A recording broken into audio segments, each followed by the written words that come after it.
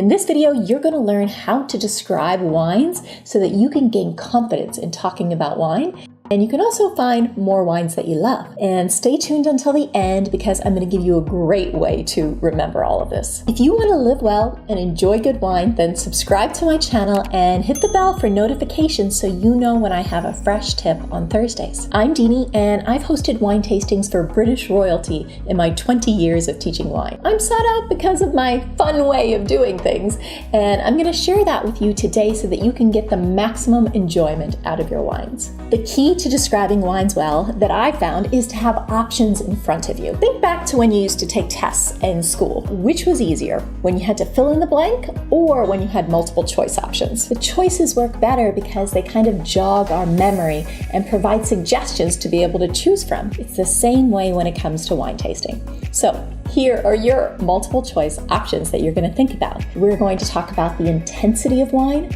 we're going to talk about the structure of wine, and we're going to talk about flavors. Your first option of intensity is a great question to ask yourself when you're tasting wine.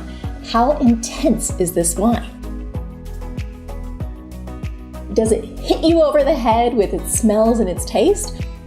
Or is it more subtle and nuanced, and it's actually a little bit more difficult to be able to get at those flavors? By the way, if you want to know how to taste wine, watch my video here on how to taste wine for the maximum enjoyment, and that's going to help you take you through the steps. Once you've decided how intense this wine is, you could say that it's a very powerful or pronounced or intense wine, or you could say that it's more delicate, subtle, less intense. Those are ways you could describe it in wine tasters' terms. The aromas, the taste, the finish, they all contribute to that general impression that you are left with in the wine. Are you with me? Your second option to consider is what is the structure of the wine, meaning how does the wine feel when it's in your mouth? So one thing that contributes to that is what's called the tannins of the wine. The tannins are the thing that kind of dry out your tongue. You find them mainly in red wines, and it tastes similar to the way when you have black tea, you have that very last sip of tea and there's that bitterness quality to it. This is what tannins taste like. So think about, is this wine very tannic, meaning do you get a lot of that drying effect, or is it on the softer side? Or is the structure more of one of acidity to it? In the acidity, you're going to feel that in the sides of your mouth. This is the thing that really makes your mouth water. You get it in citrus fruits and in lemonade.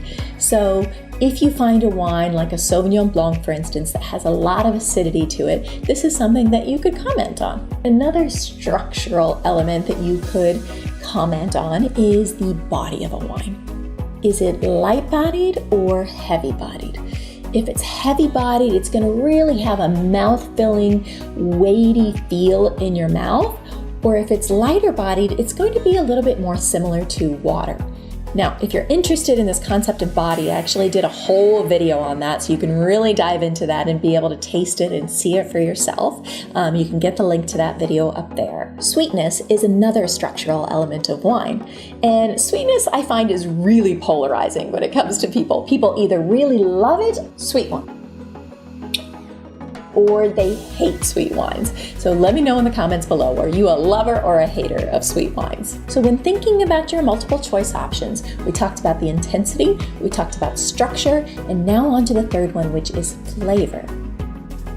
Now don't let this one scare you. You may wonder, how on earth are you going to be able to identify those fresh picked gooseberries in your wine? But it doesn't have to be that complex. You can start just by thinking about whether or not you smell fruit in the wine. And if even this is a stretch for you, your homework assignment is to go out and smell more things. Go to the farmer's market, the grocery, your refrigerator, or whatever it is, and start really smelling your foods so you can build up that memory bank of, in general, what does fruit smell like? Then when you get to the wine, you can take a sniff and ask yourself, do I smell fruit? Yes? Good. If you smell fruit, then the next thing you can ask yourself is, how ripe is that fruit? Is it more of an underripe cherry? We've all had one of those. Is it a very ripe and juicy cherry? Or is it kind of like cooked fruit that you would find in a jam or a pie? These are all easy ways to describe your wine, because you could just say, well, I don't identify the fruit, but I know there's fruit, and it's either underripe fruit, or it's very ripe fruit, or it's kind of a cooked fruit. And these are all perfectly good descriptions on how to talk about your wine. Now, if not fruit, then what category is it? Think about, is it herbal? Are you getting some of those essential oil smells from it? Is it more like your baking smells? Is it floral, like your perfume? Or is it more like the vegetables that you've been chopping for dinner? All of those are perfectly valid categories of smells. Now, you don't have to cover all of these categories when you're talking about wine.